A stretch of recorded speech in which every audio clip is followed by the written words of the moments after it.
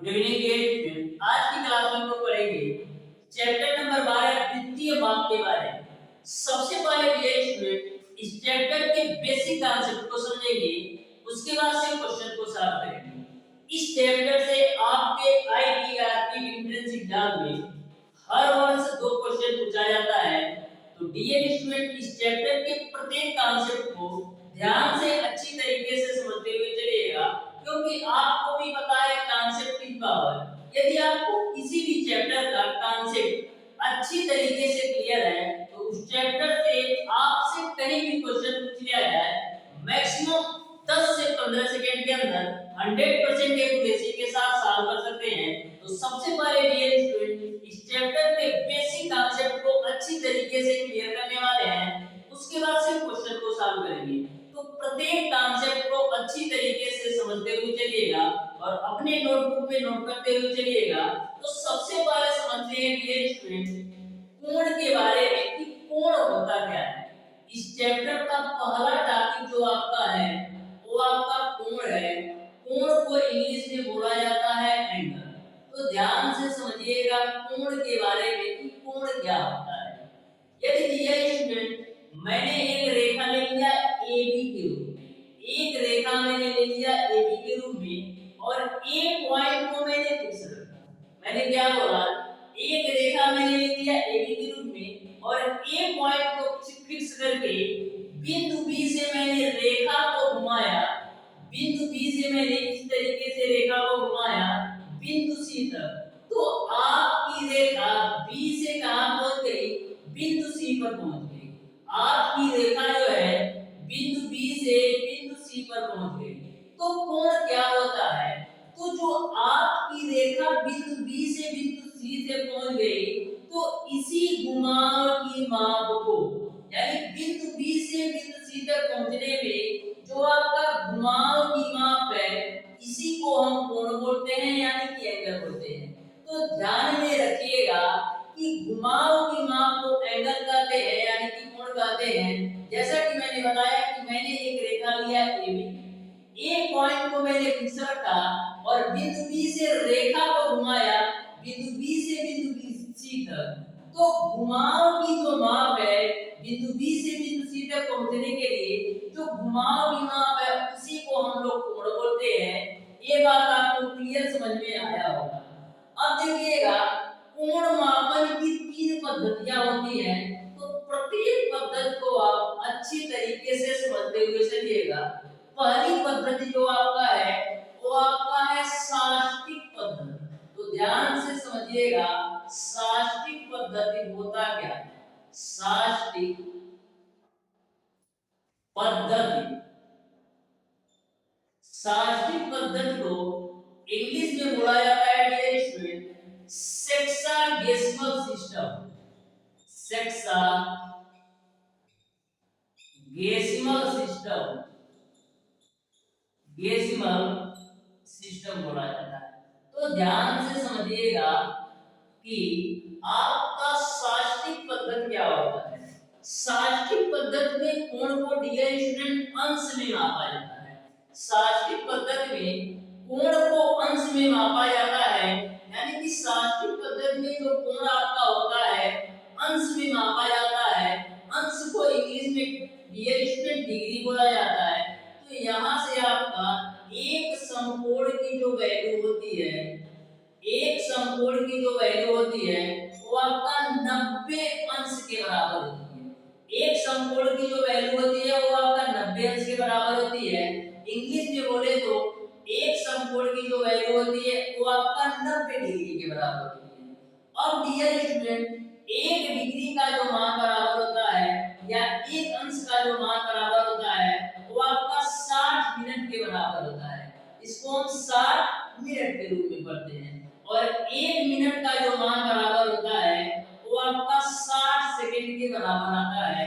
तो इस तरीके से सारी चीजें आप अच्छी तरीके से ध्यान में रखिएगा कि एक समकोण जो होता है 90 अंश के बराबर होता है और एक अंश बराबर 60 मिनट के बराबर होता है और 1 मिनट बराबर 60 सेकंड के बराबर होता है। सारा जितना ये आपका कॉन्सेप्ट है जब क्वेश्चन सॉल्व करेंगे सारी वैल्यू आपको पूछेगा। अब समझते हैं डियर स्टूडेंट सेकंड पद्धति के बारे में।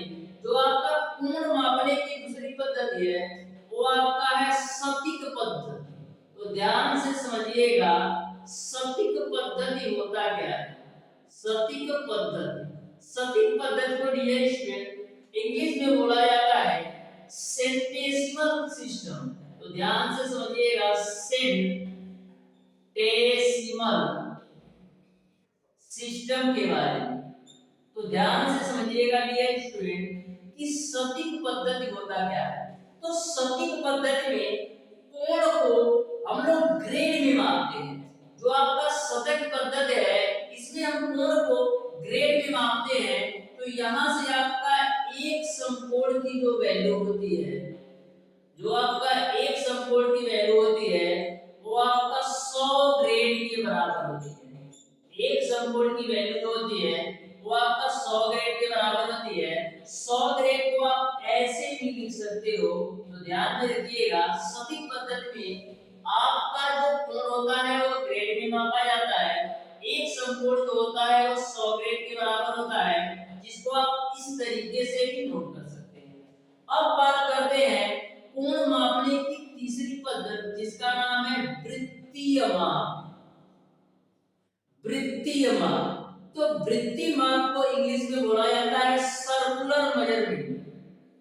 Circular measurement. तो ध्यान से समझिएगा वृत्तीय माप। तो इस पद्धति में कोण को रेडियन में मापा जाता है। वृत्तीय माप की पद्धति में कोण को रेडियन में मापा जाता है। तो एक रेडियन की जो वैल्यू होती है, एक रेडियन की जो वैल्यू होती है वो आपका 180 डिग्री के बराबर होता है। एक रेडियन की जो वैल्यू होती है वो आपका 180 डिग्री के बराबर होता है।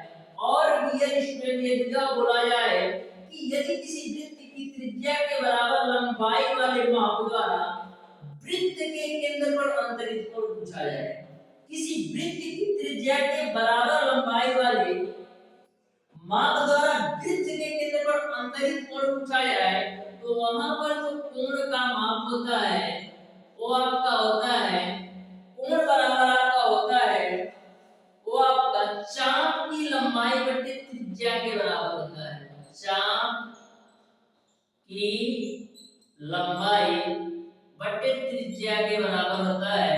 और यह जो कोण आता है वो आपका रेडियन में आता है। किस में आता है? रेडियन में। तो ये सारी चीजें आप अच्छी तरीके से ध्यान में रखिएगा। तो मैंने बताया कि कोण मापने की तीन पद्धतियां हैं, साष्टिक पद्धति, सटीक पद्धति और वृत्तीय माप पद्धति।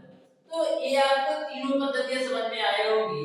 एक बात और समझिएगा, एक रेडियन बराबर 180 डिग्री है ना, तो एक रेडियन को आप इस तरीके से भी नोट कर सकते हैं, एक रेडियन बराबर 180 डिग्री, यानी रेडियन को आप इस तरीके से भी नोट करते हैं।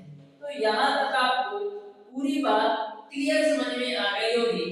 अब देखते हैं डियर स्टूडेंट, अंश, रेडियन तथा ग्रेड में क्या संबंध होता है।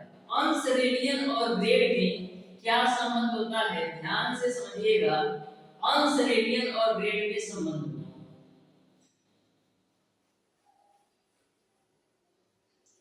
तो देखिएगा अंश, रेडियन और ग्रेड में क्या संबंध होता है।